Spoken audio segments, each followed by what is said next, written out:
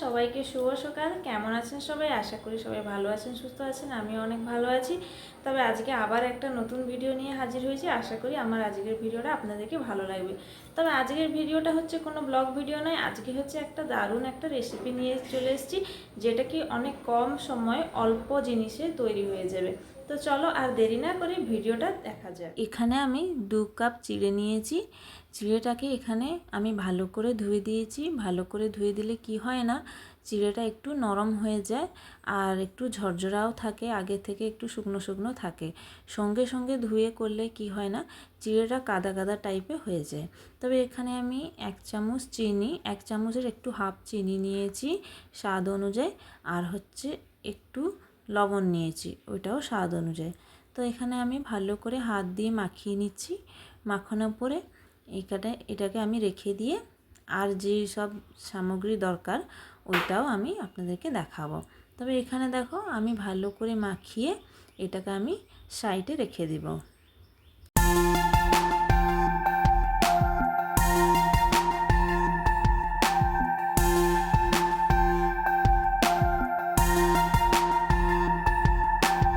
তবে এদিকে দেখো বন্ধুরা, এখানে আমি 2টো পেঁয়াজ নিয়েছি, একটা টমেটো নিয়েছি, আর একটা কাঁচা লঙ্কা বা শুকনো লঙ্কা চাইলেও দিতে পারবে। আসলে আমার কাছে কাঁচা লঙ্কাটা ছিল না, তাই একটা শুকনো লঙ্কা নিয়েছিলাম। আর এখানে আমি পেঁয়াজটাকে ভালো করে কুচি কুচি করে কেটে নিব, তার সাথে একটা টমেটোটাও কেটে নেব।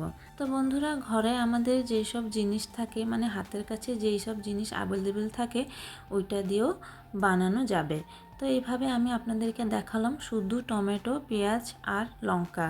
এইটা দিয়েও আমরা চিড়ের পোহা বানাতে পারবো, বা চিড়ের আপনারা একটা ভালো টেস্টি নাস্তাও বলতে পারেন এইটা। তো এইভাবে আমি সবসময় তো বানাই, তো ভাবলাম আপনাদের সঙ্গে ভিডিওটা শেয়ার করলে আপনাদেরকে দেখাতে পারবো যে কম জিনিসেও আমরা একটা টেস্টি খাবার বানাতে পারবো। তো চলো, এখানে আমি পেঁয়াজগুলো ভালো করে কেটে নিচ্ছি, আপনাদেরকে জুম করে দেখাচ্ছি। তার সাথে আমি টমেটোটাও কেটে নিব।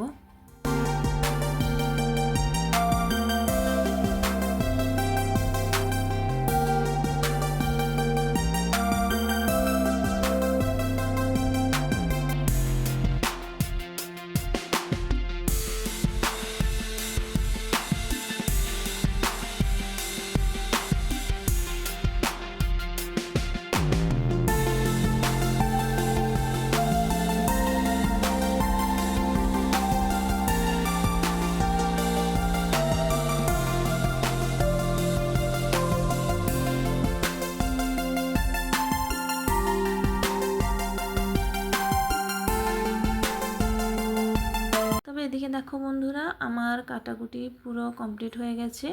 এইভাবেই আপনারা কেটে নেবেন, কেননা যত ছোট সাইজে কাটবে তত এইটা নরম হতে একটু সুবিধা হবে। কেননা বেশি ভাজা ভাজা টাইপের হয়ে গেলেই রান্নাটা করতে ভালো হবে, কাঁচা টাইপের হলে ভালো লাগবে না। তো যাই হোক, এখানে আমি একটা কড়া নিয়ে নিয়েছি। এবার আমি অল্প একটু তেল দেব, বেশি তেল না দিলেও হবে।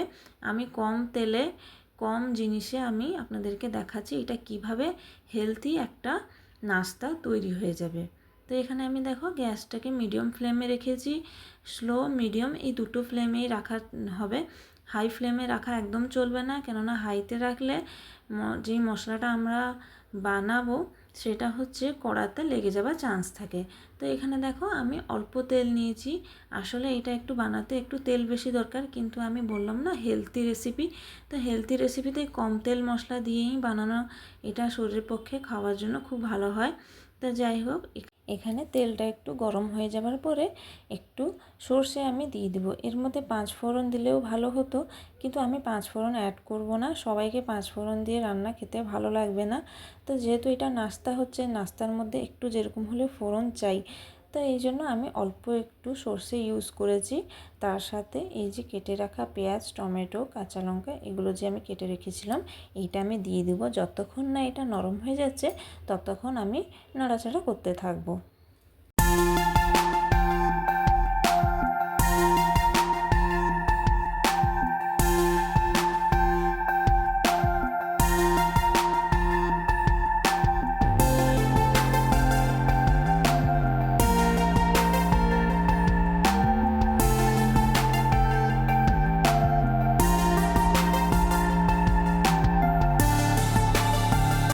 দেখো বন্ধুরা, আমি বেশ খানিকক্ষণ নাড়াচাড়া করার পরে এখন অল্প পরিমাণে একটু নুন দিয়ে দিব, কেননা আমি আগের থেকে চিড়েতে মাখিয়ে রেখেছিলাম।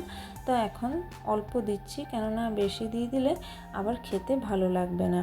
তো দেখলে তো বন্ধুরা, অল্প তেলে আমি এইটা করছি, কিন্তু দেখতে লাগছে যে আমি বেশি তেল দিয়েছি, কিন্তু অল্প তেলেই এই টেস্টি নাস্তাটা কিভাবে তৈরি করবেন সেটাও আপনাদেরকে আমি দেখাচ্ছি। তো এখানে দেখো বেশ খানিকক্ষণ আমি ভাজা ভাজা করে দিচ্ছি, মানে যেই মশলা বলতে গেলে কি এই শুধু পেঁয়াজ টমেটো, আর সঙ্গে আমি একটু জল অ্যাড করছি। আপনারা চাইলে নাও অ্যাড করলে চলবে, কিন্তু আমি অ্যাড করছি কেননা এটা তাড়াতাড়ি টমেটোটা নরম হবে। টমেটোটা নরম হলেই ভালো লাগবে, কেননা গোটা গোটা থাকলে একদমই ভালো লাগবে না। তাই জন্য টমেটো পেঁয়াজ এই দুটোকে আমি নরম করার জন্য একটু জল অ্যাড করছি। তো এইভাবে আমি ভালো করে ভাজা ভাজা করে নেবার পরে তারপরে আমি এখানে একটু হলুদ অ্যাড করছি। হলুদটাকে অ্যাড করার পরে আবার একটু খুন্তি দিয়ে নাড়াচাড়া করে নেব। তারপরে আমরা যে ধুয়ে রাখা চিড়েটা ওইটা দিয়ে দেব।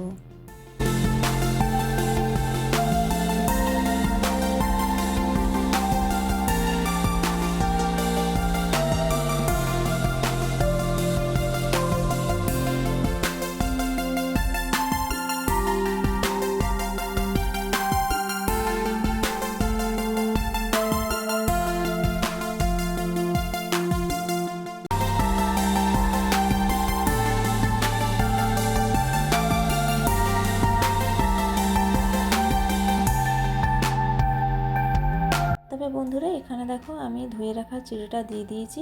চিড়েটা কত ঝরঝরে দেখা যাচ্ছে না? আসলে আমি আগের থেকে ধুয়ে রেখেছিলাম, তার মধ্যে আমি আপনাদেরই সামনে অল্প পরিমাণে চিনি আর নুন অ্যাড করে দিয়েছিলাম। আমরা যদি সঙ্গে সঙ্গে ধুয়ে বানাবো তাহলে চিড়েটা কাদা কাদা টাইপের হয়ে যাবে, আসলে ভালো লাগবে না। তো তাই জন্য আমি আগের থেকে ধুয়ে ভালো করে জল ঝরিয়ে রেখে দিয়েছিলাম, তাতে চিড়েটা এরকমই হয়ে গেছে। তবে এখানে দেখো যতক্ষণ ধরে আমি চিড়েটা এই যে টমেটো পেঁয়াজ সঙ্গে না মিশিয়ে দিচ্ছি, ততক্ষণ আমি এরভাবে খুন্তি দিয়ে খুব বেশ ভালো করে নাড়াচাড়া করে নেব। তো চলো আগে আমরা করে নিই, তারপরে ফাইনাল রেজাল্টটা আপনাদেরকে দেখাচ্ছি।